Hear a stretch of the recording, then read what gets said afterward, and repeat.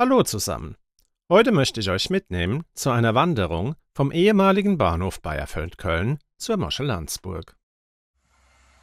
Leider ist die Anreise zu dieser etwa 8 Kilometer langen Wanderung nicht mehr ohne weiteres mit der Bahn möglich, da am Bahnhof Bayerfeld-Köln schon seit Jahrzehnten keine Züge mehr halten. Stattdessen fahren wir weiter zum Bahnhof in Alsens, von wo aus wir mit dem Bus zu unserem Startpunkt anreisen können. Aber selbstverständlich kann man zuerst den hier gezeigten Deutschen Sandsteinpark in Alsens besichtigen und dann die etwa 5 Kilometer bis zu unserem Ausgangspunkt in Mannweiler-Köln wandern. Beim Verlassen von Alsens sehen wir das hier gezeigte historische Rathaus der Gemeinde. Als nächstes folgt die etwa 250 Einwohner zählende Gemeinde Oberndorf, die ich euch hier von oben zeige.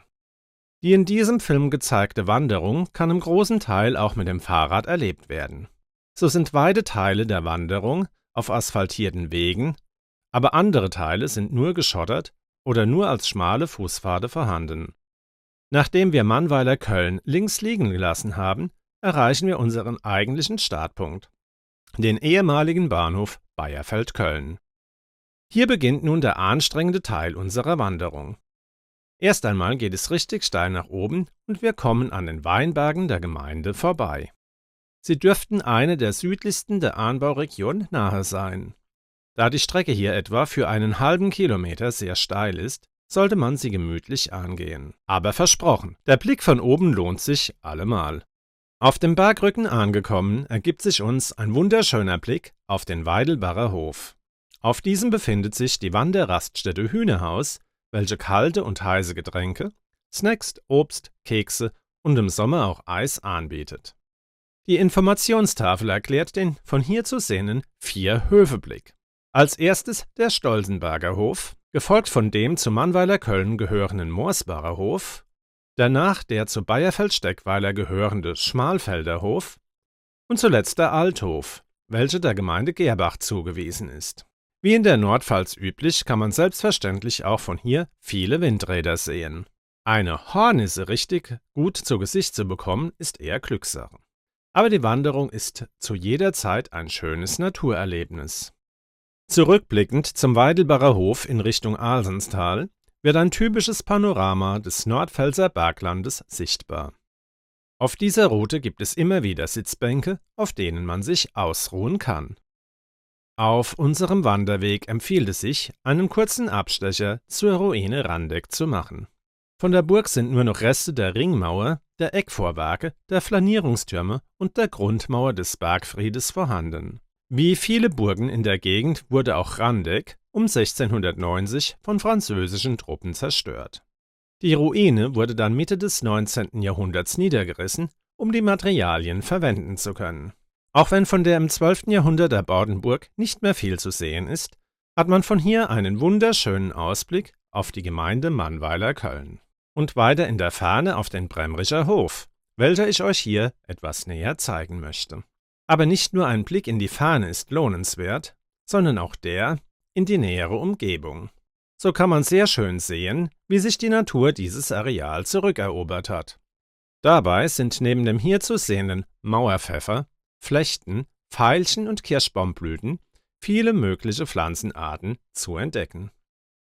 Auf unserem Weg kommen wir am Solarpark Schiersfeld vorbei, welcher 2000 Haushalte mit Strom versorgen kann.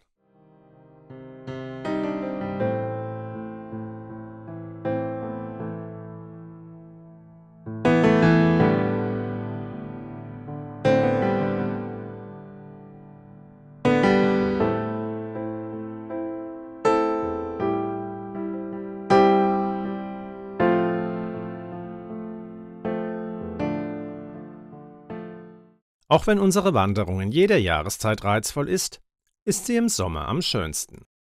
Wir erreichen nun gleich die Moschel Landsburg. Direkt sehen wir den von weitem sichtbaren Bergfried, welcher über der Burg thront. Bevor wir nun die Burganlagen betreten, möchte ich sie euch von den anderen Bergseiten aus zeigen.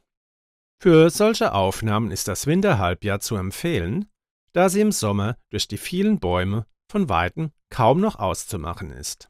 Überhaupt kann man feststellen, dass die Natur sich dieses Areal wirklich zurückerobert hat.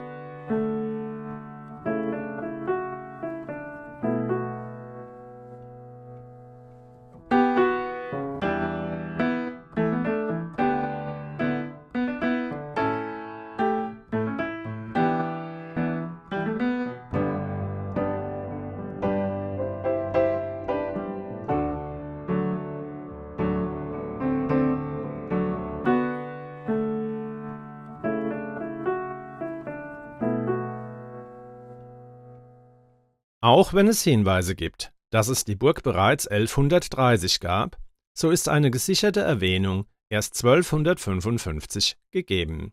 Die Burg bekam im Dreißigjährigen Krieg schwere Schäden und wurde sowohl von Spaniern, Kroaten und Schweden besetzt, bevor sie dann 1645 wieder in den Besitz der Pfalzgrafen kam.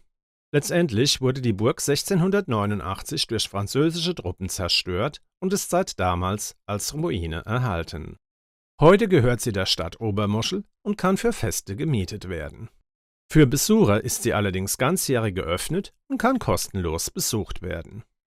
Bei schönem Wetter ist es möglich, auf den Bänken und Tischen ein Picknick abzuhalten. Sollte es einmal regnen, so kann man auch unter einem Dach sitzen. Alle Naturfreunde werden, bevor sie die Burg verlassen, die dort vorhandenen Pflanzen näher betrachten. Nicht nur sehr viele Baumstämme sind mit Efeu bewachsen, sondern auch die Mauerreste sind inzwischen sehr grün geworden.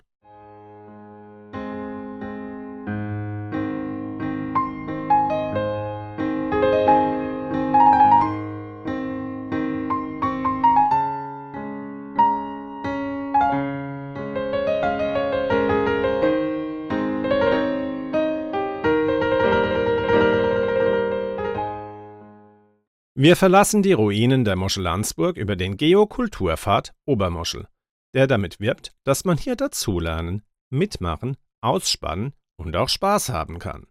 Aber vor allem tauchen wir hier wirklich in die Natur ein.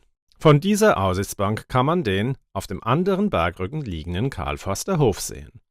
Wir gehen weiter in Richtung Tal, hin zur Stadt Obermoschel. Dabei kommen wir an einigen Stolleneingängen vorbei, die auf den bis 1942 bestehenden Quecksilberabbau hindeuten. Der Bergbau hatte eine jahrhundertlange Tradition, wurde aber letztendlich im Zweiten Weltkrieg aufgegeben. Das hier zu sehende Beet- und Zechenhaus erinnert noch heute daran. In der eigentlichen Stadt und damit im Tal angekommen, sehen wir hier den Elvedritschenbrunnen, das letzte von der Stadtmauer erhaltene Peterstürmchen, den Marktplatz und das hier zu sehende Bürgermeisteramt. Auch die Modellbahnhalle ist sehr besuchenswert. Wir sind am Ende unserer Wanderung angekommen und können mit dem Bus in Richtung Bad Kreuznach oder Alsens weiterfahren. Vorbei am ehemaligen Bahnhof in Obermoschel können aber auch diejenigen, die noch nicht müde sind, weiter zum Alsenser Bahnhof wandern. Nur ein paar hundert Meter abseits unserer Wanderroute befinden sich die Reste der Burg Levenstein, von der nur noch 2 Wände des Palas vorhanden sind. Unser Weg führt durch die Gemeinde Niedermoschel vorbei an einer Rastmöglichkeit über die Fahrradstrecke zu unserem Ausgangspunkt, dem Bahnhof Alsens, von wo aus wir unsere Rückreise antreten können. Ich hoffe, euch hat der Film gefallen und wir sehen uns beim nächsten Mal. Tschüss!